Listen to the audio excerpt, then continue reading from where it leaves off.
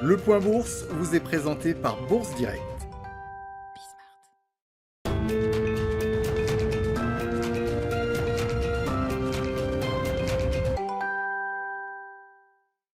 Clôture dans le rouge ce soir pour le CAC 40. L'indice parisien perd 1,16% à 5459 points avant la décision de politique monétaire de la Fed ce soir à 20h. Le consensus de marché attend que Jérôme Powell annonce une politique monétaire inchangée, à savoir des rachats d'actifs au même rythme de 120 milliards de dollars par mois. Une politique accommodante qui laisserait la possibilité aux démocrates de mettre en place leur plan de relance le plus facilement possible.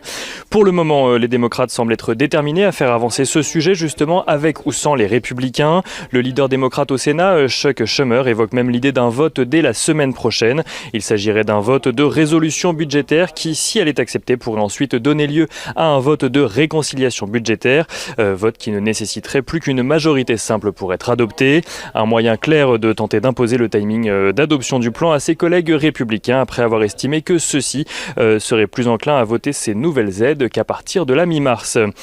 Les investisseurs qui suivent également ce soir les rebondissements sur le front du vaccin et des mesures de restriction en Europe. Si le confinement est envisagé en France, le gouvernement semble vouloir tout faire pour l'éviter. Certaines voix évoquant même un allongement des vacances de février à la place. Sur le front des vaccins, le ton monte entre l'Union européenne et AstraZeneca alors que le groupe pharmaceutique ne devrait livrer qu'un quart des vaccins initialement prévus au premier semestre. De son côté, Sanofi a passé un accord avec BioNTech pour aider la biotech allemande à produire le vaccin qu'elle a mis au point avec Pfizer.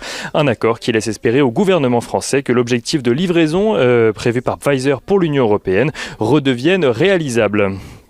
Du côté des valeurs à présent, aux États-Unis, tout d'abord, Microsoft annonce une progression de 17% de son chiffre d'affaires à 43,1 milliards de dollars au dernier trimestre.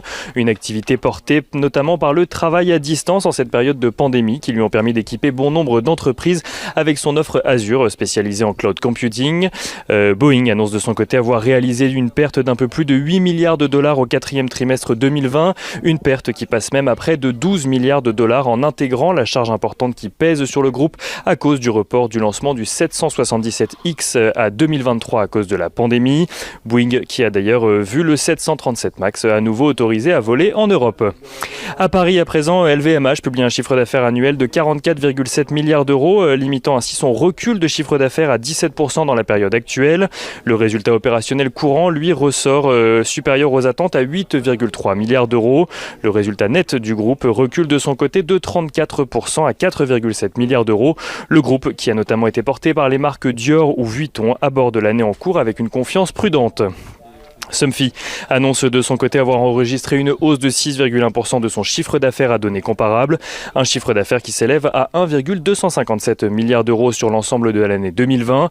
Et on notera également que Unibail-Rodamco-Westfield était très recherché aujourd'hui, tout comme Klépierre, profitant de nombreux rachats de positions après avoir été parmi les valeurs les plus shortées à la bourse de Paris.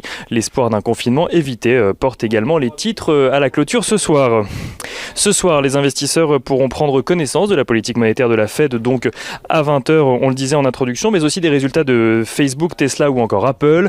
Demain, ces mêmes investisseurs prendront connaissance des résultats de Visa ou de McDonald's aux États-Unis et en France, des résultats de STMicroelectronics. Côté statistique, les investisseurs pourront prendre connaissance de la première estimation du PIB américain au quatrième trimestre, ainsi que des indicateurs économiques avancés pour le mois de décembre aux États-Unis toujours.